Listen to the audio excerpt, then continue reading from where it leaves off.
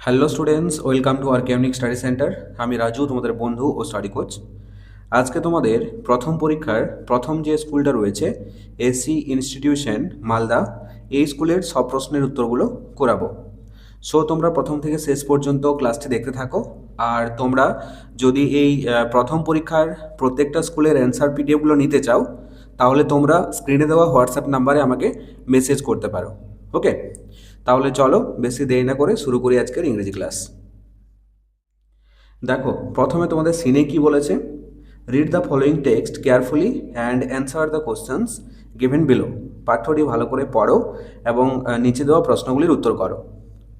Out of all the climbers on the expedition, expedition মানে হচ্ছে অভিযানের সকল পর্বতারোহীদের মধ্যে only 4 would get a chance, শুধুমাত্র 4 জনেই সুযোগ পাবে, টু মেক অ্যান অ্যাটেম্প্ট, প্রয়াস করতে, টু রিচ দ্য সামিট, চূড়ায় পৌঁছানোর জন্য।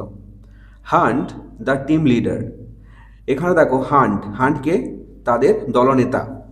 সিলেক্টেড 2 টিমস অফ ক্লাইম্বার্স, পর্বতারোহীদের মধ্যে দুটো দল সিলেক্ট করেছে অর্থাৎ বেছেছে।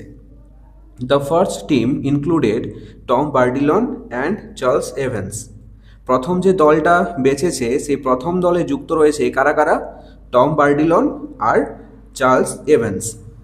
While Edmund Hillary and Tenzing Norgay made of the second team, অন্যদিকে কি এডমান্ড হিলারি এবং তেনজিং নোরগে ছিলেন সেকেন্ড টিম, অর্থাৎ দ্বিতীয় যে দলটা সিলেক্ট করেছিলেন সেই দ্বিতীয় দলের ইনক্লুড ছিল এডমান্ড হিলারি এবং তেনজিং নোরগে।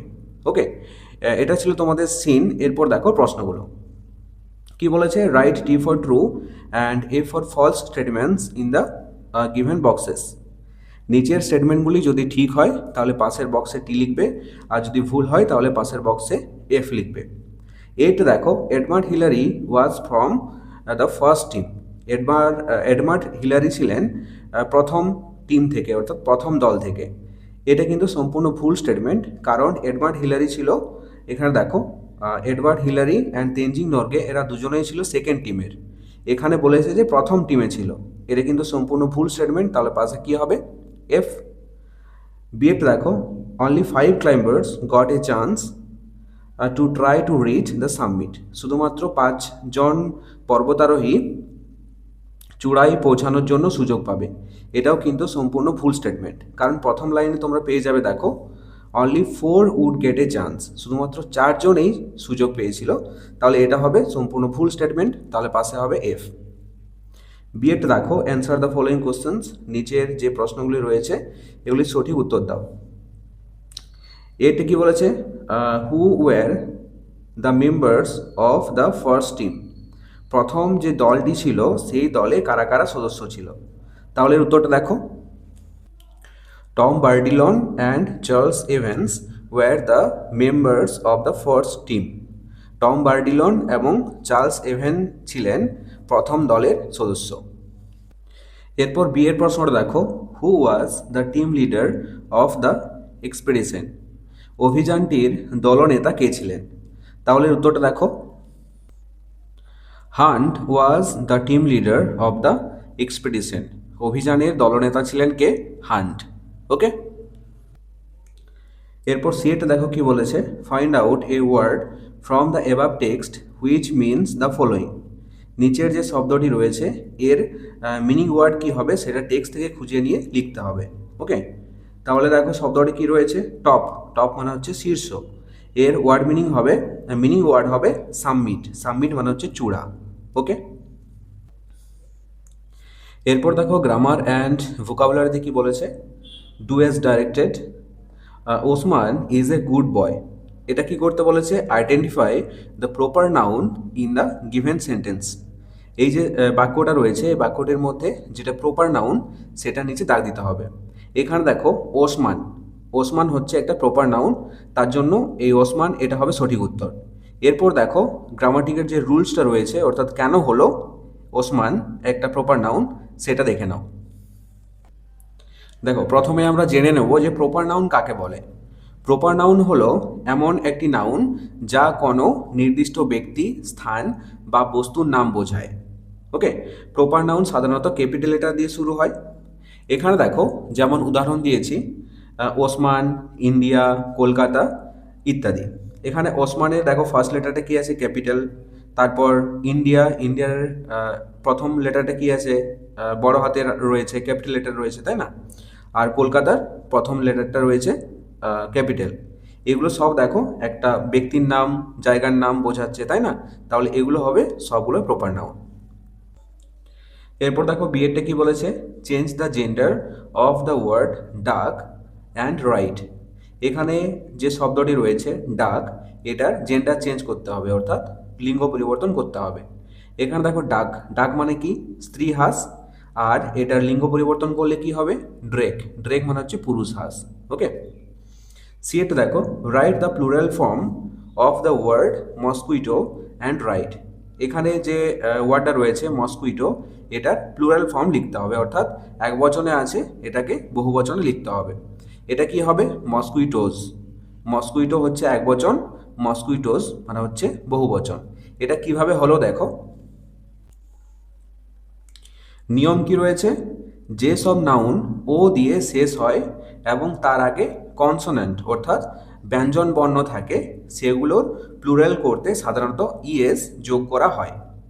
যেমন এখানে দেখো আমাদের প্রশ্নতে ছিল মসকুইটো, এখানে শেষ যে শব্দটি রয়েছে, শেষ যে লেটারটা রয়েছে সেটা হচ্ছে ও, তাই না? ও এর আগে যে লেটারটা আছে এটা হচ্ছে একটা কনসোনেন্ট অর্থাৎ ব্যঞ্জন বর্ণ, তার জন্য এটার সঙ্গে কি যোগ হবে? ইএস। একই রকম আরও দুটো উদাহরণ দিয়েছি দেখো। পোটাটো, পোটাটোর দেখো শেষে কি আছে? ও, তার আগে কনসোনেন্ট আছে, তাহলে এটাকে কি হবে? এটাতে কি যোগ হবে? ইএস। এরপরে সেম দেখো টমেটো, টমেটোস ইএস যোগ হয়েছে। বোঝা গেল আশা করি। এরপর ডিএটা দেখো, হোয়ার ইজ ইয়োর সিস্টার? তোমার বোন কোথায়? এখানে একটা প্রশ্নবোধক বাক্য এটা, তাই না? তাহলে প্রশ্নবোধক বাক্য অর্থাৎ এখানে জিজ্ঞাসা চিহ্ন দেওয়া আছে, তার মানে এটা হবে প্রশ্নসূচক বাক্য বা ইন্টারোগেটিভ সেন্টেন্স। এটা তোমাদেরকে বোঝাবার কোনো দরকার নেই, কারণ এর আগে তোমরা অনেকেই করেছো, তাই না? ইন্টারোগেটিভ সেন্টেন্স, ইম্পারেটিভ সেন্টেন্স এগুলো করেছো। এরপর ইয়েটা দেখো কি বলেছে, give an example of a disyllabic word. Disyllabic ওয়ার্ডের একটা উদাহরণ দিতে বলেছে। এখানে আমি উত্তর দিয়েছি মাদার। আমি খাতাতে ভালো করে দিয়েছি, একটু দেখে নাও। দেখো, যদি আমরা সিলেবিক ওয়ার্ডের এক্সাম্পল দিতে যাই, তাহলে আমাদের প্রথমে জানতে হবে সিলেবেল কাকে বলে। সিলেবেল কি? একটি ওয়ার্ড, মানে সিলেবেল হলো একটি ওয়ার্ড যা শব্দের যতটুকু অংশ একেবারে উচ্চারণ করা যায় তাকে সিলেবেল বলে। যেমন দেখো এখানে টিচার, একবার উচ্চারণ করছি টি, আর একবার উচ্চারণ করছি চার, তাহলে কবার উচ্চারণ করলাম? টিচার। এখানে একটি ভাওয়েল অবশ্যই থাকবে। এখানে দেখো টি এর মধ্যে একটা ভাওয়েল, আর টিচারের মধ্যে দেখো একটা ভাওয়েল, মানে একটা না একটা ভাওয়েল থাকবেই, এটা হচ্ছে বৈশিষ্ট্য। ওকে, এরপর দেখো সিলেবেলের ভাগগুলো। সিলেবেলকে ক ভাগে ভাগ করা যায়? 4 ভাগে ভাগ করা যায়। একটা হচ্ছে মনোসিলেবিক, এর একটি সিলেবেল, মানে একবার উচ্চারণ করা যায় এমন কিছু ওয়ার্ড। যেমন দেখো ক্যাট, একবার উচ্চারণ করছি, পেন একবার উচ্চারণ করছি, তাই না? একবার উচ্চারণ করছি। এবার দুয়েতে দেখো ডাইসিলেবিক, যেটা আমাদের প্রশ্নতে ছিল। ডাইসিলেবিক মানে হচ্ছে এর দুটি সিলেবেল থাকবে। যেমন ধরো টেবিল, একটা উচ্চারণ করছি টে বেল, দুবার উচ্চারণ করছি। Mother, mother. ওকে, আর তিনে কি রয়েছে? ট্রাইসিলেবিক, অর্থাৎ এর 3টি সিলেবেল। যেমন দেখো আমব্রেলা, আমব্রেলা এই ওয়ার্ডটাকে তিনবার ভেঙে উচ্চারণ করছি।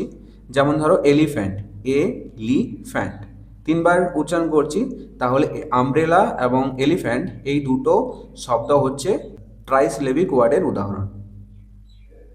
এরপর দেখো চারেরটা রয়েছে পলিসিলেবিক, এর 3টির বেশি সিলেবেল থাকে।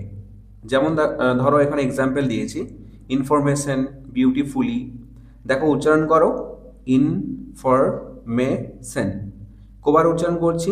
4বার, মানে 3বারের বেশি। বিউটিফুলি 4বার উচ্চারণ করছি, তাহলে এই যে দুটো ওয়ার্ড এগুলো হচ্ছে পলিসিলেবিক ওয়ার্ডের উদাহরণ। ওকে, এরপর এফএটি কি বলেছে দেখো, not football he playing is. কি করতে বলেছে, rearrange the words to make a meaningful sentence.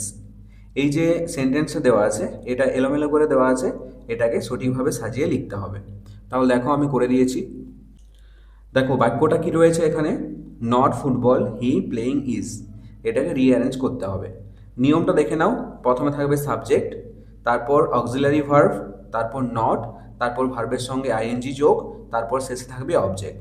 ওকে, দেখো সাবজেক্ট এখানে কোনটি, হি, হি হচ্ছে সাবজেক্ট।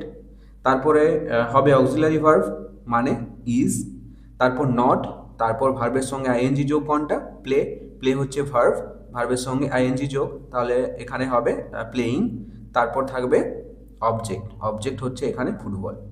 তাহলে সেন্টেন্সটা কি দাঁড়ালো, he is not playing football. Clear? এরপর দেখো তিনে কি বলেছে, write down the one word substitution of one who cuts our hair. এখানে বলেছে একটি শব্দে উত্তর দিতে হবে। কি রয়েছে, one who cuts our hair, যারা আমাদের চুল কাটে তাদেরকে আমরা কি বলবো, বা তাদেরকে কি বলে, নাপিত, তাই না? তাহলে নাপিতের ইংরেজি কি, বারবার। বোঝা গেল?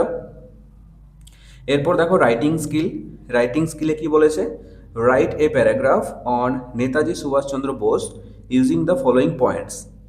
নেতাজি সুভাষচন্দ্র বোসের একটা প্যারাগ্রাফ লিখতে হবে নিচের যে পয়েন্টগুলো দেওয়া আছে এগুলিকে ব্যবহার করে। ওকে, তাহলে দেখো আমি ভালো করে ইংরেজিতে এবং বাংলায় অনুবাদ করে লিখে দিয়েছি, তোমরা দেখে নাও।